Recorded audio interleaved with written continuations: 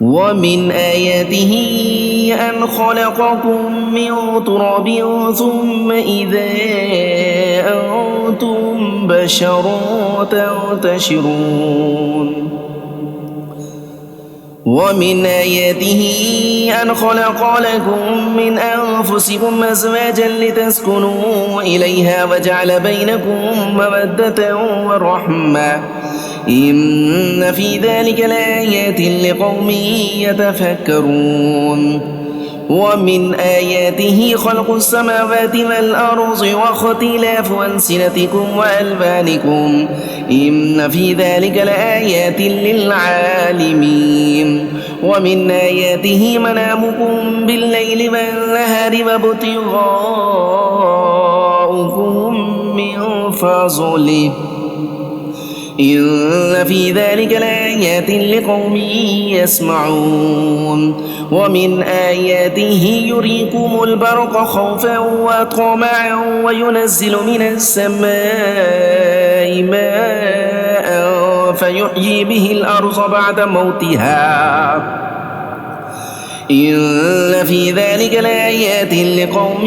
يعقلون ومن آياته أن تقوم السماء والأرض بأمره ثم إذا دعاكم دعوة من الأرض إذا أنتم تخرجون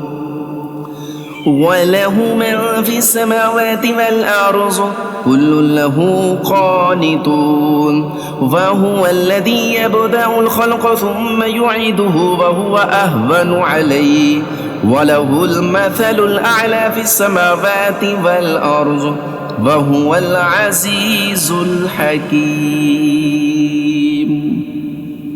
ضرب لكم مثلا من أنفسكم هل لكم مما ملكت أيمانكم من شركاء فيما رزقناكم فأنتم فيه سواء تخافونهم كخيفتكم أنفسكم كذلك نفصل الآيات لقوم يعقلون بل اتبع الذين ظلموا أهواءهم بغير علم فمن يهدي من أضل الله وما لهم من ناصرين فأقم وجهك للدين حنيفا فطرة الله التي فطر الناس عليها لا تبديل لخلق الله ذلك الدين القيم ولكن أكثر الناس لا يعلمون منيبين إليه واتقوه وأقيموا الصلاة ولا تكونوا من المشركين من الذين فرقوا دينهم وكانوا شيعا كل حزب بما لديهم فرحون وإذا مس الناس ضر دعوا ربهم منيبين إليه ثم إذا أذاقهم منه رحمة إذا فريق منهم بربهم يشركون ليكفروا بما آتيناهم فتمتعوا فسوف تعلمون أم أنزلنا عليهم سلطانا فهو يتكلم بما كانوا به يشركون وإذا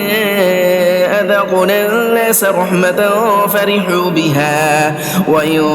تصبهم سيئة بما قدمت أيديهم إذا هم يقنطون أولم يروا أن الله يبسط الرزق لمن يشاء ويقدر إن في ذلك لآيات لقوم يؤمنون فآت ذا القربى حقه والمسكين وابن السبيل ذلك خير للذين يريدون وجه الله وأولئك هم المفلحون وما آتيتم من ربا ليربو في أموال الناس فلا يربو عند الله وما آتيتم من زكاة تريدون وجه الله فأولئك هم المضعفون الله الذي خلقكم ثم رزقكم ثم يميتكم ثم يحييكم هل من شركائكم من يفعل من ذلكم من شيء سبحانه وتعالى عما يشركون.